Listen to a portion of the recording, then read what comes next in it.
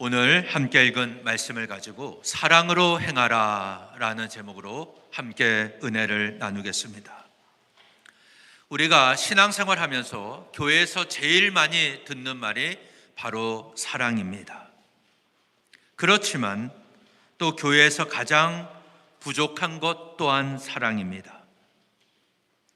우리는 예수 그리스도의 십자가 보혈로 죄를 용서받고 하나님의 자녀가 되었습니다. 그래서 우리는 주 안에서 한 형제이고 자매입니다. 가족과 형제 자매는 사랑으로 연결된 관계입니다. 우리는 주님의 몸된 교회를 이루는 지체들인데 성도를 하나로 연결하는 고리가 바로 사랑입니다. 우리가 주 안에서 한 가족이고 한 형제 자매라고 한다면 서로를 형제와 자매처럼 사랑하고 나누어야 됩니다. 우리를 창조하신 하나님은 사랑의 하나님이십니다. 우리는 하나님의 형상대로 창조가 되었습니다. 이 말은 우리 안에 하나님의 이미지가 담겨 있다는 뜻입니다. 내 안에 하나님의 이미지가 담겨 있다는 것은 우리가 하나님을 닮아가도록 창조되었다는 뜻입니다. 아담과 하와가 범죄한 이후에 하나님의 형상은 파괴되었는데 그 파괴된 형상을 원래의 모습으로 다시 회복시켜야 됩니다. 예수 그리스도의 십자가 보혈이 중요한 이유가 바로 이것입니다. 우리의 파괴된 형상을 회복시켜 주기 때문입니다. 그래서 우리는 예수 믿고 구원받은 하나님의 백성이 되었다는 것은 새로운 피조물이 되었다는 뜻입니다. 이제는 죄에 매여서 죽음을 향해 가는 불행한 인생이 아니라 빛 가운데 걸어가고 천국을 향해 걸어가는 거룩한 하나님의 백성이 되었습니다. 그렇다면 오늘 내 신앙은 예수 그리스도의 십자가 보혈로 하나님의 형상이 회복되고 내가 날마다 주님과 동행하며 하나님을 닮아가는 삶을 살고 있습니까? 하나님의 속성은 사랑과 거룩입니다. 오늘 나는 하나님의 사랑에 빚진 자로서 하나님처럼 사랑을 나누며 살아가고 있습니까? 내가 거룩하니 너희도 거룩하라는 말씀처럼 오늘 나는 하나님 앞에 거룩한 삶을 살아가고 있습니까? 이것은 내 개인의 신앙일 뿐만 아니라 우리 공동체 신앙에도 적용이 됩니다. 우리 교회는 사랑으로 충만합니까? 교회 영원표처럼 사랑하며 섬기는 영광스러운 원주 남문교회입니까? 교회는 성도의 모임입니다. 그렇다면 우리 교회는 영적인 싸움을 싸우는 믿음의 공동체입니다. 이 싸움에서 우리가 이겨야 되는데 오늘 내가 하나님을 닮아가지 않고 내 삶에 하나님의 거룩함이 담겨 있지 않다면 오늘 나는 정말 구원받았는지 우리 자신을 진지하게 돌아볼 수 있어야 합니다. 우리가 완벽하게 하나님의 사랑을 나눌 수는 없지만 하나님의 사랑이 내 삶과 우리 교회 안에 나타나도록 애쓰고 힘써야 합니다. 이것이 우리가 끝까지 붙잡아야 할 신앙의 핵심 가치입니다. 요한복음 13장 34절 35절에 보면 새 계명을 너에게 주노니 서로 사랑하라. 내가 너희를 사랑한 것 같이 너희도 서로 사랑하라. 너희가 서로 사랑하면 이로써 모든 사람이 너희가 내 제자인 줄 알리라. 이렇게 말씀을 하셨습니다.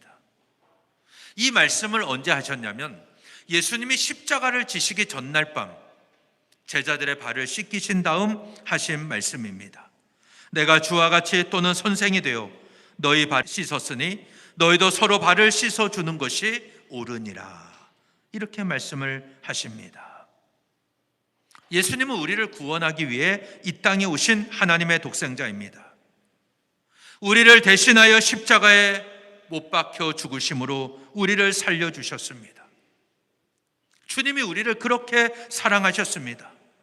내가 너희를 사랑한 것 같이 너희도 서로 사랑하라. 이 말씀을 하십니다. 그러면서 다소 충격적인 말씀을 하십니다. 요한복음 15장 13절 14절에 보면 사람이 친구를 위하여 자기 목숨을 버리면 이보다 더 큰 사랑이 없나니 너희는 내가 명하는 대로 행하면 곧 나의 친구라 라고 말씀하십니다. 이 세상에서 가장 큰 사랑이 어떤 사랑입니까? 친구를 위하여 자기 목숨을 버리는 사랑이다. 예수님이 그 사랑을 우리에게 보여주셨습니다. 우리를 하나님과 화목하게 하시려고 자신의 목숨을 제물로 내어놓으셨습니다. 우리가 이렇게 예수님처럼 서로 사랑하면 주님이 나를 친구로 인정해 주신다는 겁니다. 그래서 우리가 예수님을 향해 위에 계신 나의 친구라고 찬양할 수가 있습니다. 내 진정 사모하는 친구가 되신다고 찬양할 수가 있는 것입니다. 이 모든 것을 가능하게 하는 것이 바로 사랑입니다. 우리 이미 고린도전서 13장에서 사랑의 은사를 함께 나누었습니다. 12장에는 성령의 9가지 은사가 나옵니다. 이 은사들은 다 교회의 유익을 위해 각자에게 주신 하나님의 선물입니다. 그래서 우리는 다른 사람이 받은 은사에 신경 쓰지 말고 오늘 내가 받은 은사를 감사하며 주님이 주신 사명을 온전히 감당해야 됩니다. 그러면 하나님께 영광이 되고 교회에는 유익이 되고 내 삶에는 기쁨이 충만하게 됩니다. 성령의 은사는 높고 낮음이 없습니다. 사도 바울은 이 성령의 은사 9가지 은사를 말씀한 다음에 더욱 큰 은사를 사모하라 라고 말씀하면서 사랑을 말씀했습니다. 왜냐하면 이 사랑이 모든 은사의 공통 분모이기 때문입니다. 방언을 하는 사람은 꼭 예언을 해야만 하는 것은 아닙니다. 그러나 방언을 하는 사람은 사랑으로 그 은사를 사용해야 합니다. 예언을 하는 사람도 사랑으로 해야 됩니다. 아무리 사람의 방언과 천사의 말을 한다 할지라도 사랑이 없으면 아무 의미 없는 소리가 되고 맙니다. 나에게 예언하는 능력이 있고 모든 비밀과 지식을 알고 있고 산을 옮길 만한 믿음이 있다 할지라도 사랑이 없으면 아무것도 아니라고 말씀하고 있습니다. 내가 가진 모든 것을 다 구제하는데 내어주고 내 몸을 불사르게 내어준다 할지라도 사랑이 없다면 아무 유익이 없다고 말씀을 했습니다. 하나님은 교회 유익을 위해 은사를 주셨습니다. 그래서 이 은사는 이 땅에서만 필요한 은사입니다.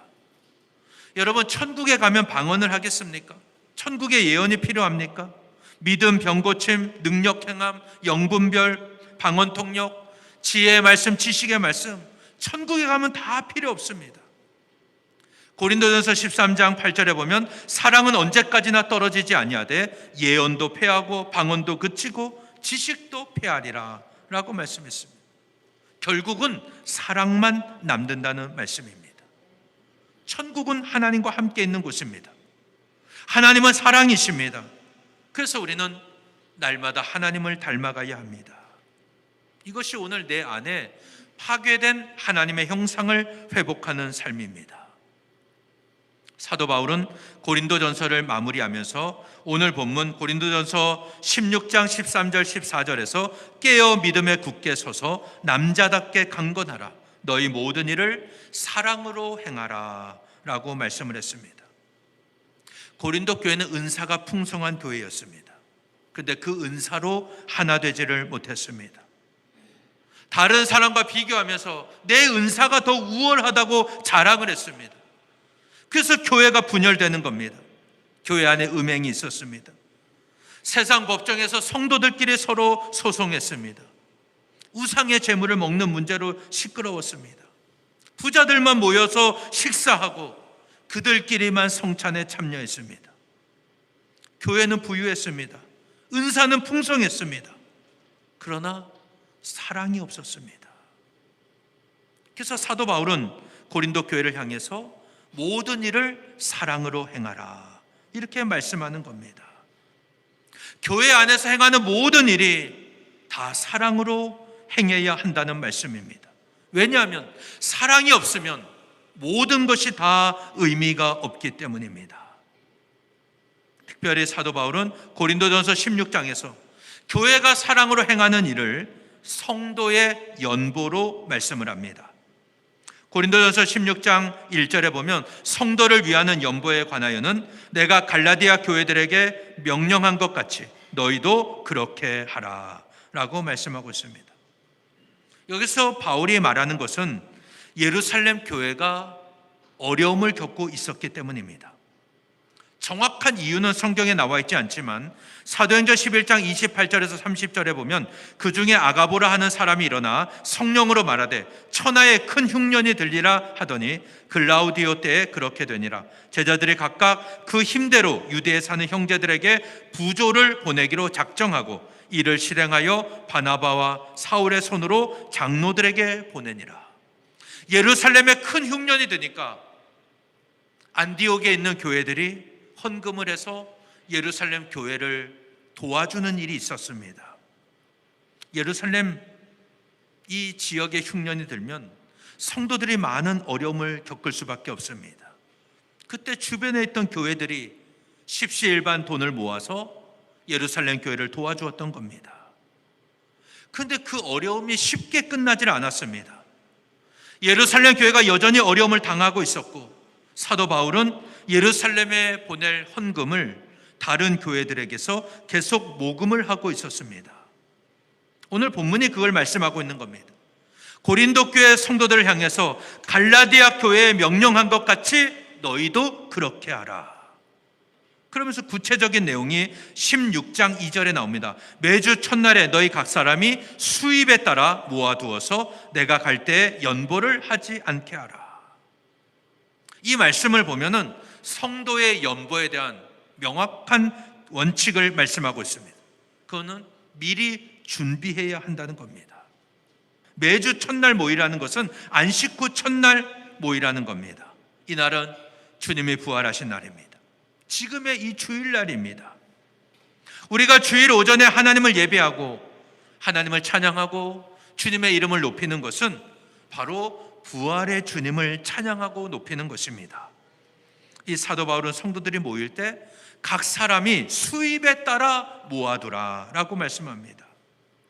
이것은 성도들이 주일날 모일 때마다 각자의 수입에 따라 특별한 연보를 하라라는 그런 뜻입니다.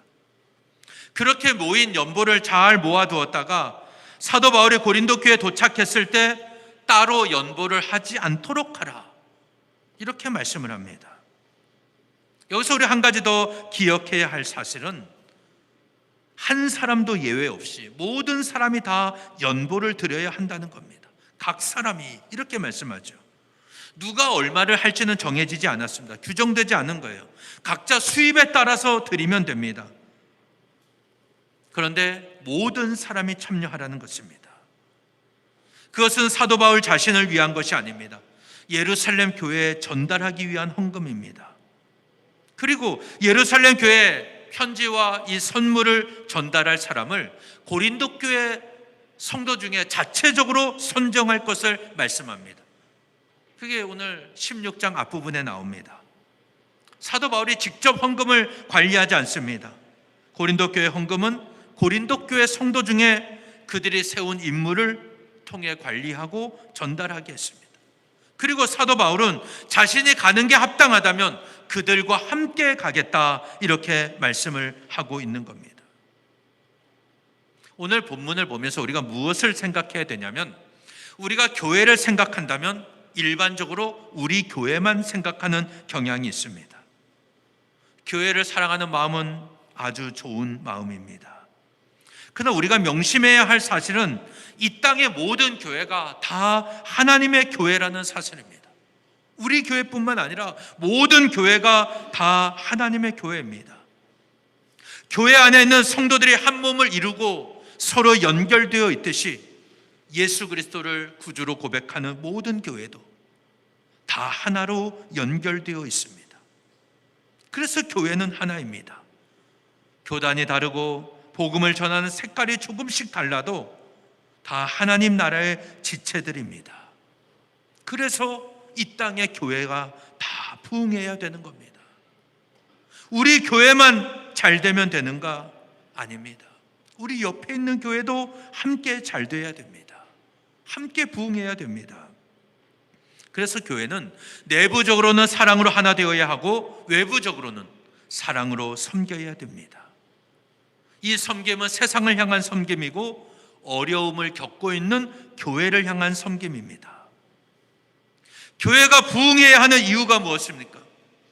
하나님 우리에게 영혼 구원의 사명을 주셨기 때문입니다. 잠자는 영혼을 깨우라, 죽어가는 영혼을 살리라, 이것이 우리에게 주신 사명입니다. 근데 또 하나의 사명이 있습니다. 교회가 부흥해야 하는 이유는 어려움을 겪고 있는 다른 교회들을 섬겨야 하기 때문입니다. 이게 우리 교회가 가야 할 길입니다. 하나님이 오늘 우리를 통해 하실 일이 무엇입니까? 먼저는 죽어가는 영혼을 살리는 것입니다. 잠자는 영혼을 깨우는 것입니다. 그리고 어려운 교회를 섬기는 것입니다. 사도 바울은 고린도전서 15장에서 성도들에게 부활의 소망을 가지고 견실하며 흔들리지 말고 주의 일에 힘쓰는 자가 되라 라고 말씀했습니다. 이 부활의 복음을 실천하는 구체적인 일이 뭡니까? 16장에 넘어와서 예루살렘 교회의 가난한 성도들을 구제하라는 것입니다. 저는 왜 하나님이 우리 교회에 은혜를 주시는가? 왜 우리 교회를 사용하시는가 생각해 보았습니다. 우리가 좀 더 풍족하게 지내라고, 더 많이 모이면 좋으니까 우리끼리 교제하라고 주시는 은혜입니까? 여기까지만 생각한다면 하나님은 우리 교회에 있는 부흥의 촛대를 옮기실 겁니다. 우리의 관심은 하나님이 무엇을 원하시는가에 있어야 합니다. 하나님의 관심이 내 관심이 되어야 한다는 거예요. 지난주에 지방회가 있어서 우리 지역의 많은 목사님들을 만나고 왔습니다. 제가 목사님들을 만나면서 어떤 마음이 들었냐면 하나님이 그들을 섬기라는 마음을 주셨어요. 섬기는 교회가 되라. 때로는 인간적인 눈으로 볼 때는 왜 저렇게밖에 못할까 판단하고 정죄하는 마음이 아니라 긍휼히 여기는 마음을 주셨습니다. 긍휼히 여기는 마음. 우리 교회가 더 하나님의 은혜를 체험하고 부흥하고 힘이 있어야 하는 이유가 뭡니까? 영혼 구원의 사명도 감당해야 되지만 더 많은 교회들, 더 많은 목사님들을 섬길 수 있어야 하기 때문입니다. 저는 그걸 느끼면서 이게 정말 하나님이 기뻐하시는 일이겠구나, 그런 생각을 했습니다. 예수님은 마태복음 25장에서 마지막 때 일어날 일과 심판에 관한 말씀을 하십니다. 마지막 때는 양과 염소로 구분될 것이다. 오른쪽과 왼쪽으로 나뉘어지고 영생과 영벌로 들어갈 것이다.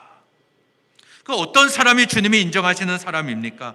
마태복음 25장 40절에 보면 너희가 여기 내 형제 중에 지극히 작은 자 하나에게 한 것이 곧 내게 한 것이니라. 작은 자, 연약한 자를 도와준 게 바로 주님께 한 것이다. 어떤 사람이 마지막 때 책망을 받겠습니까? 마태복음 25장 45절에 이 지극히 작은 자 하나에게 하지 아니한 것이 곧 내게 하지 아니한 것이다. 주님, 언제 우리가 주님을 무시했습니까? 언제 주님을 외면했습니까? 주님 감옥에 갇힐 때 우리가 언제 안 가봤습니까? 우리가 주님을 사랑한다고 했습니다. 그런데 주님 하신 말씀, 이 작은 자 하나에게 하지 않은 것 내게 하지 않은 것이다. 저는 이 말씀 속에 앞으로 우리 교회가 가야 할 길이 있다고 생각합니다. 사도 바울은 고린도전서 16장에서 이것을 말씀하는 겁니다. 경제적으로는 부유한 교회였습니다. 그 교회가 어려움을 겪고 있는 예루살렘 교회를 향해서 매주 모일 때마다 각 사람이 수입에 따라 헌금하고 그것을 모아두었다가 전달하라는 말씀입니다. 그런데 이 일을 대충 하지 말고 분명한 목적 의식을 갖고 하라는 거예요. 그게 오늘 본문입니다. 고린도전서 16장 13절 14절에 보면 깨어 믿음에 굳게 서서 남자답게 강건하라. 너희 모든 일을 사랑으로 행하라 라고 말씀합니다. 우리말 성경에 보면 명확하게 구분되어 있지 않지만 원문에 보면은 13절의 내용에는 4가지의 명령어가 있습니다. 깨어 있으라, 믿음 안에 굳게 서라, 용감해져라. 이 말이 남자답게 행하라는 겁니다. 그리고 강건하라입니다. 마지막 때를 살아가는 우리는 항상 깨어 있어야 합니다. 하나님의 말씀을 붙잡고 하나님의 뜻을 구하며 기도하며 깨어 있어야 합니다.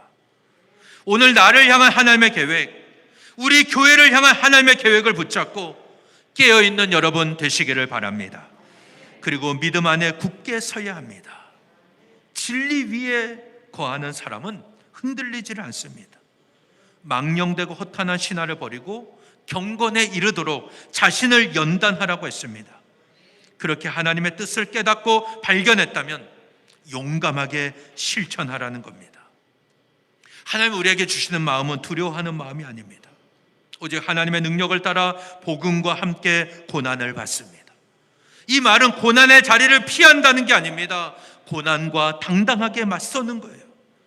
그럴 때 하나님 주시는 능력으로 승리하며 하나님의 영광을 위해 쓰임받게 될 줄로 믿습니다.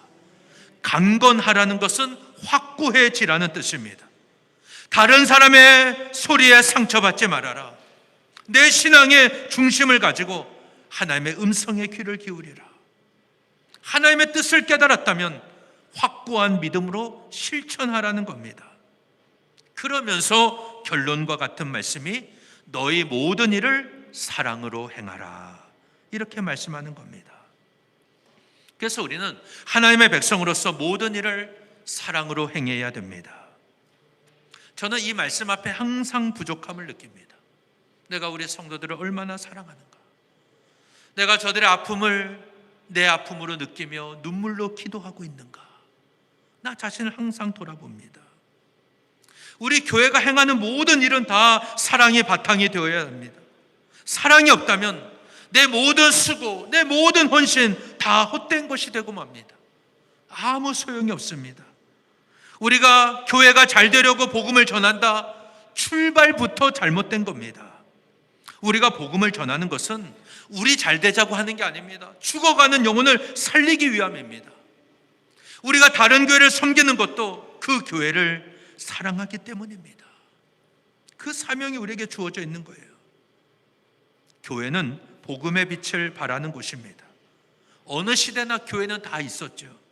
교회가 복음을 전하지 않는 교회가 어디 있습니까? 모든 교회는 다 복음을 전했습니다.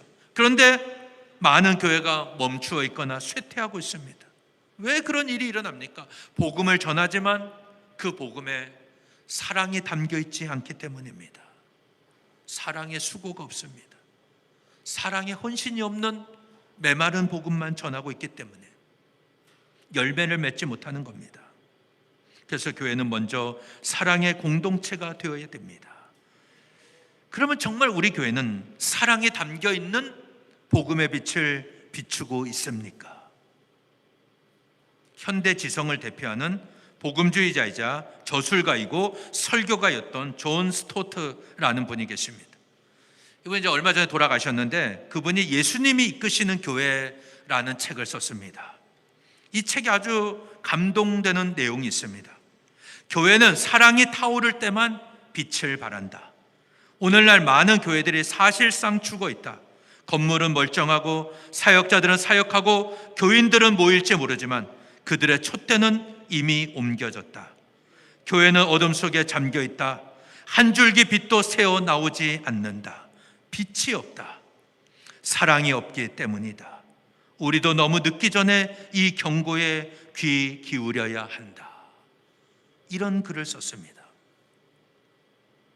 세계적인 화가 빈센트 반 고흐가 생애 마지막에 생레미 요양원에서 그린 그림이 별이 빛나는 밤에라는 작품이 있습니다. 아마 다 들어보셨을 것이고 한 번 이상은 보셨을 겁니다. 굉장히 유명한 작품입니다. 강렬한 색채와 검정 배경으로 커다란 하늘에 하얀 별들이 막 소용돌이칩니다. 노란색은 달입니다. 달이 소용돌이치면서 빛을 발하는 거예요. 그래서 별이 빛나는 밤에입니다. 그러나 그 밑에 보면은 어둠이 깔린 마을에 예배당이 보입니다. 그린 가운데 하단에 뾰족하게 솟은 교회의 모습이 보입니다. 그런데 그 예배당에 빛이 나오질 않습니다. 빛이 새어 나오질 않아요. 이 그림이 무엇을 의미하냐면 사람들은 해석하기를 불 꺼진 예배당은 사랑이 식어서 복음의 능력이 더 이상 나타나지 않는 그 당시의 교회를 의미한다, 이렇게 해석을 합니다. 무슨 말입니까? 교회는 사랑이 타오를 때만 복음의 빛을 발한다는 겁니다. 건물이 중요합니다. 시설도 중요합니다. 누가 사역하는지도 중요합니다. 그러나 우리가 사랑으로 행하지 않으면 이 모든 일이 다 소리만 요란할 뿐 아무 소용이 없다는 것입니다. 우리는 주님의 몸된 교회를 이루는 각 지체들입니다. 성도를 하나로 연결하는 고리는 바로 사랑입니다. 사랑이 없으면 우리가 행하는 모든 일은 다 헛되고 맙니다. 우리를 창조하신 하나님은 사랑의 하나님이라고 했습니다. 하나님은 우리에게 사랑을 베풀어 주십니다. 이 사랑이 우리의 삶 속에, 우리 교회에 나타나도록 우리는 애써야 하고 힘써야 합니다. 예수님이 주신 새 계명이 뭡니까? 서로 사랑하는 것입니다. 서로 사랑해야 됩니다. 교회 안에서 성도들끼리 사랑해야 됩니다. 그러나 이것이 끝이 아닙니다. 어려움을 겪고 있는 작은 교회들을 향한 섬김도 있어야 됩니다. 왜냐하면 예수 그리스도를 구주로 고백하는 이 땅의 모든 교회는 다 하나님의 교회이고 우리와 한 형제고 자매이기 때문입니다. 그래서 사도 바울은 고린도전서 16장에서 사랑을 실천하는 구체적인 일로 예루살렘 교회에 가난한 성도들을 구제하는 것을 말씀하고 있는 겁니다. 예수님은 지극히 작은 자 하나에게 한 것이 곧 내게 한 것이다, 이렇게 말씀을 하십니다. 우리가 살아가는 이 시대는 마지막 때입니다. 우리가 항상 깨어 있어야 하고 믿음 안에 굳게 서야 하고 하나님의 뜻을 발견해야 하고 용감하게 실천하는 그 이유가 뭡니까? 다른 사람 소리에 흔들리지 아니하고 내 믿음의 중심을 가지고 우리가 하나님의 일을 해야 하는데 너희 모든 일을 사랑으로 행하라. 사도 바울은 이렇게 말씀하고 있습니다. 오늘 우리 교회가 주 안에서 모든 일을 사랑으로 행하는 교회가 되시기를 바랍니다.